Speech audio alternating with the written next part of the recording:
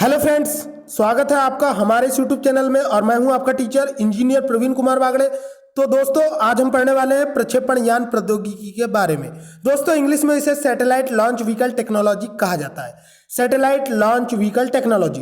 तो दोस्तों, आज हम सैटेलाइट लॉन्च व्हीकल टेक्नोलॉजी के ऊपर डिस्कस करने वाले हैं। तो भारत सरकार ने या भारत देश ने जो सैटेलाइट लॉन्च व्हीकल टेक्नोलॉजी के ऊपर में जो अपने परचम को लहराया है और जो विभिन्न प्रकार के क्रियाकलाप किए हैं, उनके ऊपर हम बारी बारी से डिस्कस करेंगे। तो दोस्तों, मैं आपको जानकारी के लिए बता दूं कि कंपटीशन एग्जाम एमपीपीएससी का सिलेबस चेंज हो चुका है, जिसमें कि सैटेलाइट लॉन्च व्हीकल यानी कि सूचना और प्रौद्योगिकी साइंस एंड टेक्नोलॉजी से रिलेटेड पोर्शन को बढ़ा दिया है और इससे बहुत से क्वेश्चंस आने वाले हैं। तो आपको मेरे वीडियो को ध्यान से देखना है। और इसके पहले मैंने साइंस एंड टेक्नोलॉजी के 3 वीडियो को डाल दिया है, तो आप मेरे प्लेलिस्ट में जाकर उन्हें भी देख सकते हैं। इसके अलावा दोस्तों, इस लेक्चर में मैं आपको बताने वाला हूं सैटेलाइट लॉन्च व्हीकल टेक्नोलॉजी के बारे में। तो दोस्तों, भारत सरकार ने सबसे पहले सैटेलाइट लॉन्च व्हीकल के क्षेत्र में SLV-3 का विकास किया था। तो ध्यान से देखना है दोस्तों। अब स्टार्ट करते हैं अपनी स्टडी। Let's start now. दोस्तों, सबसे पहले मैं आपको सैटेलाइट लॉन्च व्हीकल टेक्नोलॉजी के अंतर्गत SLV-3 के बारे में बताऊंगा।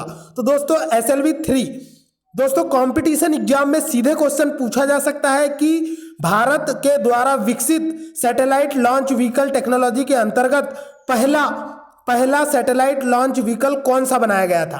तो दोस्तों, पहला सैटेलाइट लॉन्च व्हीकल यानी कि प्रक्षेपण यान प्रौद्योगिकी के अंतर्गत पहला जो यंत्र बनाया गया था या पहला जो यान बनाया गया था, उसका नाम था SLV-3। उसका नाम क्या था? SLV-3। भारत के द्वारा बनाया गया पहला सैटेलाइट लॉन्च व्हीकल SLV-3 था, जिसका पूरा नाम सैटेलाइट लॉन्च व्हीकल 3 यानी कि SLV-3 था। और दोस्तों, यह एकमात्र ऐसा सैटेलाइट लॉन्च व्हीकल था जो मात्र 40 किलोग्राम भार के उपग्रहों को लॉन्च करने में कैपेबल था। यानी कि भारत के द्वारा बनाया गया पहला सैटेलाइट लॉन्च व्हीकल मात्र 40 किलोग्राम के सैटेलाइट को लॉन्च कर सकता था। इस फैक्ट को भी आपको याद रखना है कि मात्र 40 किलोग्राम के सैटेलाइट को लॉन्च करने वाला व्हीकल भारत ने पहली बार बनाया था। बाद में तो 1000 और 1500 किलोग्राम के सैटेलाइट को भी लॉन्च करने वाले व्हीकल भारत सरकार ने बना लिया या भारत ने बना लिया। आगे बढ़ते हैं दोस्तों। अब हम बात करेंगे SLV-3 की। तो SLV-3 का जो लॉन्च है, इसे पहली बार इसका प्रयोग 18 जुलाई 1980 को SLV-3 का सफल परीक्षण किया गया। तो दोस्तों, एग्जाम में सीधे क्वेश्चन आ सकता है कि SLV-3 का परीक्षण कब किया गया। तो SLV-3 का परीक्षण 18 जुलाई 1980 को किया गया। तो दोस्तों, इस फैक्ट को आपको याद रखना है। 18 जुलाई 1980 को SLV-3 का सफल परीक्षण किया गया। और SLV-3 का सफल परीक्षण करने वाले विश्व के पहले से ही 5 देश थे, जिनमें रूस, अमेरिका, फ्रांस, जापान एवं चीन का नाम आता है। SLV-3 का सफल परीक्षण करके भारत 6ठा देश बना जिसने SLV-3 का सफल परीक्षण किया।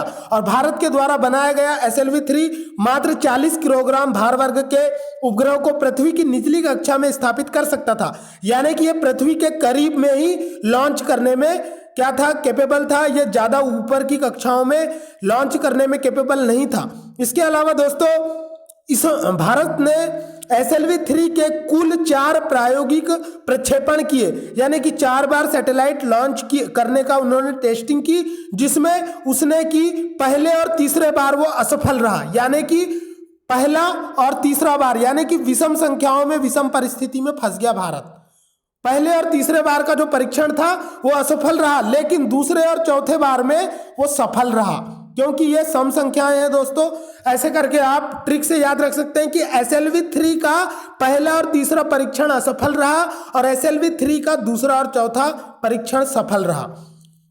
इसके अलावा दोस्तों, मैं आपको यहां पर एक एडिशनल फैक्ट बता दूं कि SLV-3 की अंतिम उड़ान यानी कि अंतिम परीक्षण कब किया गया। तो दोस्तों, SLV-3 का अंतिम यानी कि चौथा सफल परीक्षण 17 अप्रैल 1983 को SLV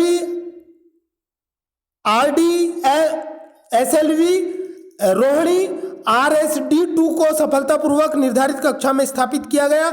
यानी कि दोस्तों, SLV-3 का चौथा परीक्षण, जिसमें रोहिणी RSD-2 नामक सैटेलाइट को लॉन्च किया गया और उसके बाद में SLV-3 को उपयोग करना बंद कर दिया गया। ठीक है दोस्तों। उसके बाद में आया ASLV। तो दोस्तों एसएलवी के 4 परीक्षण हुए और चौथा परीक्षण कब किया गया ये एग्जाम में पूछा जा सकता है। 17 अप्रैल 1983 को किया गया, जिसमें रोहिणी सीरीज के सैटेलाइट को लॉन्च किया गया था। इसके बाद में मैं आपको बताऊंगा एसएलवी एएसएलवी के बारे में। तो एसएलवी का सीधा कंपटीशन एग्जाम में दोस्तों पूरा नाम पूछा जा सकता है। तो एएसएलवी जो था,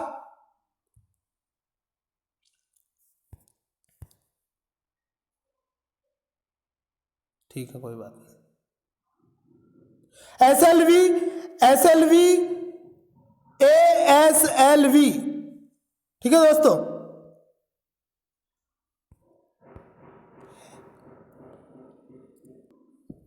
तो दोस्तों हम बात कर रहे थे एएसएलवी की।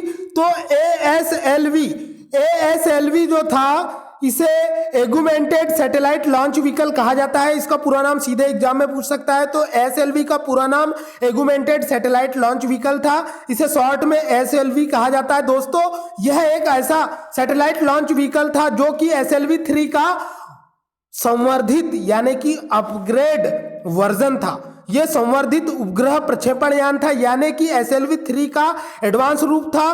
और दोस्तों यह 100 से 150 किलोग्राम भार वर्ग के उपग्रहों को लॉन्च करने में कैपेबल था। जैसा कि मैंने पहले आपको बताया कि एसएलवी 3 जो था वो 40 किलोग्राम भार वर्ग के उपग्रहों को लॉन्च करने में कैपेबल था, लेकिन एएसएलवी जो था ये 100 से 150 किलोग्राम भार वर्ग के उपग्रह को पृथ्वी की निचली कक्षा में स्थापित करने वाला उपग्रह प्रक्षेपण यान था। इसके अलावा दोस्तों यह एक 5 चरणों वाला संवर्धित उपग्रह प्रक्षेपण यान था। दोस्तों इसमें 5 चरण होते थे और यह 5 चरणों वाला उपग्रह को लॉन्च करने में ये 5 चरणों का उपयोग करता था। तो एग्जाम में सीधे क्वेश्चन आ सकता है कि एएसएलवी कितने चरणों पर काम करता था। तो ये 5 चरणों पर काम करता था। यह एक 5 चरणों वाला संवर्धित उपग्रह प्रक्षेपण यान था। इसमें ठोस प्रणोदक से चलने वाले एएसएलवी के स्टेप ऑन प्रथम एवं द्वितीय के लिए स्वदेशी तकनीक से विकसित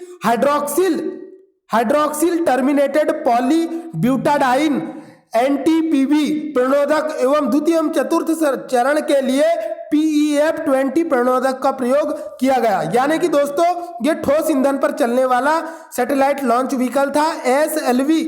एएसएलवी के कुल 4 प्रक्षेपण कराए गए, यानी कि इसके भी द्वारा 4 बार सैटेलाइट को प्रक्षेपित किया गया। इसमें से एएसएलवी D1 जो था उसका प्रक्षेपण 24 मार्च 1987 को किया गया और एएसएलवी सीरीज के एएसएलवी D2 का प्रक्षेपण 13 जुलाई 1988 को किया गया। तो इस तरह से दोस्तों एएसएलवी का पूरा नाम पूछा जा सकता है। इसका पूरा नाम एगुमेंटेड सैटेलाइट लॉन्च व्हीकल होता है। इसकी रेंज जो होती है 100 से 150 किलोग्राम के सैटेलाइट को लॉन्च करने के लिए पृथ्वी की निचली कक्षा में लॉन्च करने के लिए किया गया। इसके अलावा यह ठोस प्रणोदक पर कार्य करता था और यह एसएलवी 3 का संशोधित रूप था। इसके अलावा दोस्तों इसमें 5 चरणों का उपयोग किया जाता है सैटेलाइट को लॉन्च करने में। इसके बाद में अब मैं आपको पीएसएलवी के बारे में बताऊंगा। पीएसएलवी दोस्तों एसएलवी 3 और एएसएलवी से भी ज्यादा इंपॉर्टेंट है। तो दोस्तों पीएसएलवी दोस्तों पीएसएलवी का पूरा नाम एग्जाम में सीधे पूछा जा सकता है। पीएसएलवी का पूरा नाम पोलर सैटेलाइट लॉन्च व्हीकल होता है। पोलर सैटेलाइट लॉन्च व्हीकल, इस फैक्ट को आपको बिल्कुल रट लेना है, घोट डालना है। तो दोस्तों पीएसएलवी का पूरा नाम पोलर सैटेलाइट लॉन्च व्हीकल है, यानी कि ध्रुवीय उपग्रह प्रक्षेपक यान। तो दोस्तों पीएसएलवी का पूरा नाम पोलर सैटेलाइट लॉन्च व्हीकल है। यह 1200 किलोग्राम भार वर्ग के सैटेलाइट को लॉन्च करने में कैपेबल है और यह 900 किलोमीटर की ऊंचाई पर किसी भी सैटेलाइट को लॉन्च करने में सक्षम था। इसके अलावा दोस्तों इसमें 4 चरणों का उपयोग किया जाता था। व्हीकल को लॉन्च करने में, रॉकेट को उपग्रह को लॉन्च करने में इसमें 4 चरणों का उपयोग किया जाता था, जिसमें पहले और तीसरे चरण में ठोस ईंधन का यूज किया जाता था और दूसरे और चौथे चरण में द्रव ईंधन का प्रयोग किया जाता था। यानी कि दोस्तों PSLV polar satellite launch vehicle में पहले और तीसरे चरण में ठोस ईंधन का उपयोग किया जाता था और दूसरे और चौथे चरण में द्रव ईंधन का। तो इसे ऐसे याद रख सकते हैं दोस्तों, पहले और तीसरे चरण में विषम परिस्थितियों में हम ठोस हो जाते हैं और सम परिस्थितियों में हम द्रव की तरह मुलायम हो जाते हैं। तो दोस्तों दूसरे और चतुर्थ चरण में द्रव ईंधन का उपयोग किया गया। इसके अलावा दोस्तों मैं आपको एडिशनल फैक्ट यहीं पर बताऊंगा कि पीएसएलवी यानी कि पोलर सैटेलाइट लॉन्च व्हीकल में ठोस प्रणोदकों के अंतर्गत हाइड्रोक्सिल टर्मिनेटेड पॉली ब्यूटाडाइन यानी कि हाइड्रोक्सिल टर्मिनेटेड पॉली ब्यूटाडाइन यानी कि HTPB ईंधन के रूप में प्रयोग किया गया। ठोस ईंधन के रूप में HTPB का प्रयोग किया गया, जिसका पूरा नाम कंपटीशन एग्जाम में पूछा जा सकता है। तो HTPB का पूरा नाम हाइड्रोक्सिल टर्मिनेटेड पॉलीब्यूटाडाइन होता है। इसके अलावा दोस्तों अमोनियम परक्लोरेट का प्रयोग भी किया गया, जो कि ऑक्सीकारक के रूप में कार्य करता है। जबकि हम बात करेंगे दूसरे और चौथे चरण की, जिसमें कि द्रव ईंधन का प्रयोग किया गया था। तो दोस्तों पीएसएलवी यानी कि पोलर सैटेलाइट लॉन्च व्हीकल में द्रव ईंधन के रूप में अनसिमेट्रिकल डाइमिथाइल हाइड्राजाइन एवं N2O4 का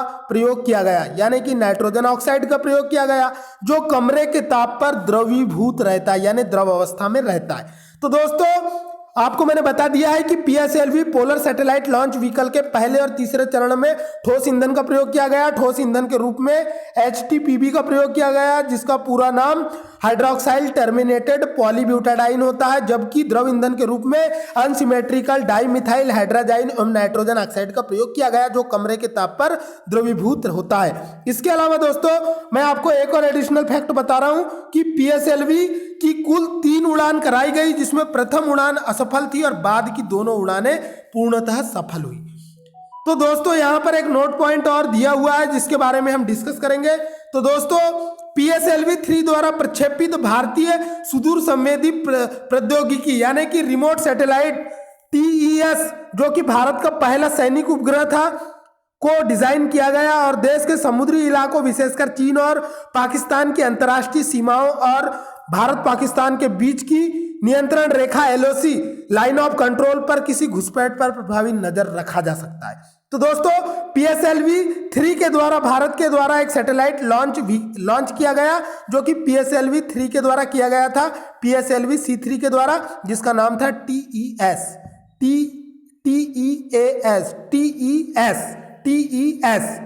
ठीक है दोस्तों। इसके बाद में अब मैं आपको सबसे इंपॉर्टेंट टॉपिक बता रहा हूं, जो कि GSLV है। कंपटीशन एग्जाम में इसका फुल फॉर्म पूछा जाता है। तो GSLV का पूरा नाम जियो स्टेशनरी या जियो सिंक्रोनस सैटेलाइट लॉन्च व्हीकल होता है। यह एक उन्नत प्रकार का सैटेलाइट लॉन्चर होता है, जो कि एक शक्तिशाली 3 चरणों वाला भूतुल्यकालिक या भू स्थिर उपग्रह प्रक्षेपण यानी GSLV यानी कि जियो सिंक्रोनस सैटेलाइट लॉन्च व्हीकल के प्रथम चरण में ठोस प्रणोदक का उपयोग किया जाता है, यानी कि ठोस ईंधन का उपयोग किया जाता है। जबकि द्वितीय चरण में द्रव ईंधन का उपयोग किया जाता है और तृतीय चरण में क्रायोजेनिक इंजन का उपयोग किया जाता है। दोस्तों यहाँ पर एक नया वर्ड आया है, क्रायोजेनिक इंजन। इसके बारे में मैं आपको बताऊंगा। क्रायोजेनिक इंजन एक ऐसा इंजन होता है दोस्तों, जो बहुत ही निम्न ताप पर यानी कि 0 से लेकर -125 डिग्री सेल्सियस के ताप पर हाइड्रोजन और ऑक्सीजन को ईंधन के रूप में प्रयोग किया जाता है, जो कि द्रव ईंधन और ठोस ईंधन से कई गुना ज्यादा शक्तिशाली होता है। और क्रायोजेनिक इंजन के ऊपर भारत में बहुत काम चल चुका है और अब भारत में जितने भी सैटेलाइट लॉन्च किए जाते हैं उनमें क्रायोजेनिक इंजन की टेक्नोलॉजी का यूज किया जा रहा है। तो दोस्तों आगे बढ़ते हैं। सबसे पहले मैं आपको बता दूं कि GSLV का पूरा नाम कंपटीशन एग्जाम में पूछा जा सकता है। इसका पूरा नाम जियो सिंक्रोनस सैटेलाइट लॉन्च व्हीकल होता है। यह भारत का उन्नत भूतुल्यकालिक उपग्रह लॉन्च व्हीकल है। इसके अलावा दोस्तों इसके प्रथम चरण में ठोस ईंधन का उपयोग किया जाता है, द्वितीय चरण में यानी सम चरण में द्रव ईंधन का प्रयोग किया जाता है और तृतीय चरण में क्रायोजेनिक इंजन का प्रयोग किया जाता है। इसके अलावा दोस्तों ठोस ईंधन के रूप में मैंने आपको पहले ही बता दिया है, HTPB यानी कि हाइड्रोक्सिल टर्मिनेटेड पॉलीब्यूटाडाइन का प्रयोग ईंधन के रूप में किया जाता है। साथ ही अमोनियम परक्लोरेट का उपयोग ऑक्सीकारक के रूप में किया जाता है। इसके अलावा दोस्तों GSLV रॉकेट लॉन्चर में, GSLV सैटेलाइट लॉन्चर में द्रव प्रणोदक के रूप में, यहां पर जो द्रव प्रणोदक होता है दोस्तों, यहां पर द्रव प्रणोदक के रूप में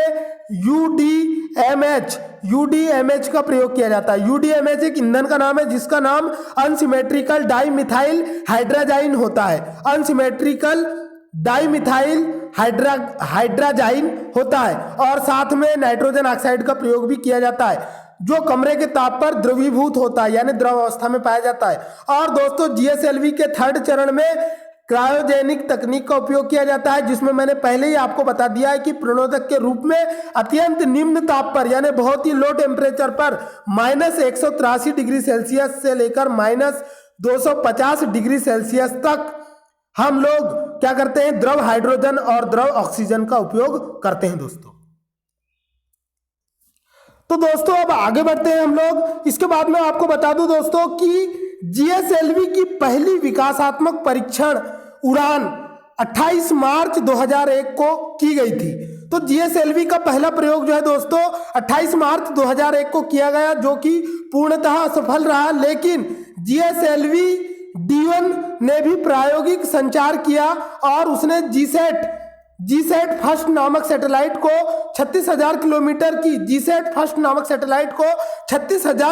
की ऊंचाई पर पृथ्वी पर स्थापित कर दिया, लेकिन वह 1000 किलोमीटर नीचे रह गया, जिसके कारण वह उतने अच्छे से प्रभावी रूप से काम तो नहीं कर पाया, लेकिन फिर भी वह स्थापित हो गया। इसका इंडोनेशिया के बियाक और कर्नाटक के हासन स्थित नियंत्रण प्रणाली से संपर्क हो गया, मतलब कि इसे इंडोनेशिया के बियाक और कर्नाटक के हासन सेंटर से इनको कंट्रोल किया जा रहा है। इसके अलावा दोस्तों इसके अलावा जीएसएलवी D2 का प्रक्षेपण किया गया, जो कि श्रीहरिकोटा स्थित सतीश धवन अंतरिक्ष केंद्र से 8 मई 2003 को सफलतापूर्वक प्रक्षेपित किया गया। और इस तरह से दोस्तों जीएसएलवी के सफल परीक्षण करने के कारण भारत देश एलिट ग्रुप में शामिल हो गया। तो मैं आपको बताऊंगा एलिट ग्रुप क्या है।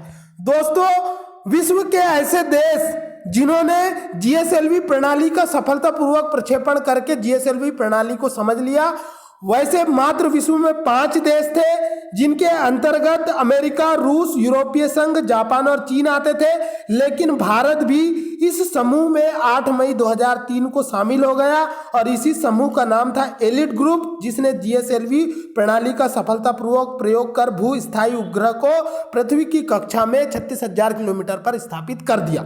आगे बढ़ते हैं दोस्तों। इसके बाद में बहुत ही इंपॉर्टेंट टॉपिक है दोस्तों क्रायोजेनिक टेक्नोलॉजी, जिसके बारे में मैंने शुरू में आपको थोड़ा सा इंट्रोडक्शन बताया था। क्रायोजेनिक टेक्नोलॉजी अपने आप में बहुत उन्नत टेक्नोलॉजी है। क्रायोजेनिक का शाब्दिक अर्थ होता है निम्न तापिकी, यानी कि दोस्तों यह ग्रीक भाषा के शब्द क्रायोस से बना है, जो बर्फ के समान शीतलता के लिए प्रयुक्त होता है। तो दोस्तों निम्न तापिकी विज्ञान यानी कि ये केमिस्ट्री की एक शाखा है, जिसमें हम निम्न ताप पर ईंधनों के बारे में पढ़ते हैं। तो निम्न तापिकी विज्ञान में 0 डिग्री सेल्सियस से 150 डिग्री नीचे यानी कि -150 डिग्री के तापमान पर उस तापमान को क्रायोजेनिक ताप कहा जाता है। इतने निम्न ताप पर क्रायोजेनिक इंजन को चलाया जाता है, जिसमें हाइड्रोजन को द्रव ईंधन के रूप में तथा ऑक्सीजन को द्रव ईंधन ऑक्सीकारक के रूप में प्रयोग किया जाता है। इस प्रौद्योगिकी में प्रणोदकों को यानी कि सैटेलाइट को यानी कि ईंधन को तरल अवस्था में ही प्रयोग किया जाता है। यानी कि दोस्तों क्रायोजेनिक ताप मतलब कि -0 से लेके -150 डिग्री सेल्सियस क्रायोजेनिक ताप पर द्रव हाइड्रोजन और द्रव ऑक्सीजन का उपयोग करते हैं, इसीलिए इस टेक्नोलॉजी को क्रायोजेनिक टेक्नोलॉजी कहा जाता है। दोस्तों क्रायोजेनिक टेक्नोलॉजी में ईंधन को परम तापीय अवस्था में प्रयोग करने की विशेषता के कारण इसे क्रायोजेनिक ईंधन कहते हैं। इस ईंधन की प्रमुख विशेषताएं हैं दोस्तों, जो कंपटीशन एग्जाम में पूछी जा सकती है कि इनमें से कौन सा क्रायोजेनिक ईंधन का विशेषता है और कौन सा नहीं है। तो आपको सिंपली क्रायोजेनिक ईंधन की विशेषताएं याद करनी है, तो आपको इससे रिलेटेड सारे एमसीक्यू बन जाएंगे। तो दोस्तों बात करते हैं क्रायोजेनिक इंजन की विशेषताएं। पहली विशेषता दोस्तों, क्रायोजेनिक इंजन में प्रयोग होने वाले द्रव हाइड्रोजन एवं द्रव ऑक्सीजन के दहन से जो ऊर्जा पैदा होती है वो ठोस ईंधन आधारित इंजन से प्राप्त ऊर्जा से कई गुना अधिक होती है।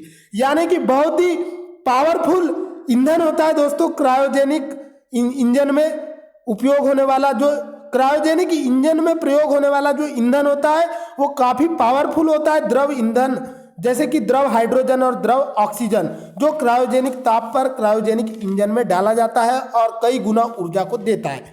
इसके अलावा क्रायोजेनिक टेक्नोलॉजी में प्रयोग किए जाने वाले क्रायोजेनिक ईंधन की दूसरी विशेषता होती है दोस्तों, इसमें ईंधन के ज्वलन की दर को नियंत्रित किया जा सकता है। यानी कि हम रॉकेट की गति को कंट्रोल कर सकते हैं, धीमे और फास्ट कर सकते हैं, जबकि ठोस ईंधन से परिचालित होने वाले इंजन की हम ज्वलन दर को नियंत्रित करना एक कठिन काम होता है। यानी कि ठोस वस्तु को, ठोस ईंधन से चलने वाले इंजन को कंट्रोल करना कैपेबल नहीं होता है, पॉसिबल नहीं होता है, जबकि द्रव ईंधन से चलने वाले इंजन की गति को, उसके दहन गति को कंट्रोल करना पॉसिबल होता है। इसीलिए क्रायोजेनिक टेक्नोलॉजी जो है वो काफी ज्यादा, क्रायोजेनिक ईंधन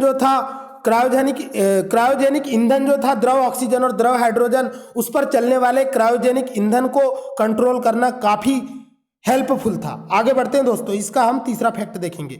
इस प्रौद्योगिकी से युक्त इंजन में प्रणोदक की गति इकाई भार से अधिक बल पैदा होता है, जिससे यान को अधिक फोर्स मिलता है। तो दोस्तों आपने दोस्तों न्यूटन का द्वितीय नियम पढ़ा होगा, जो रॉकेट के संवेग संरक्षण के सिद्धांत पर कार्य करता है। फिजिक्स में हमारे नखाते सर ने पढ़ा है, आप जाकर फिजिक्स की प्लेलिस्ट में देख सकते हैं।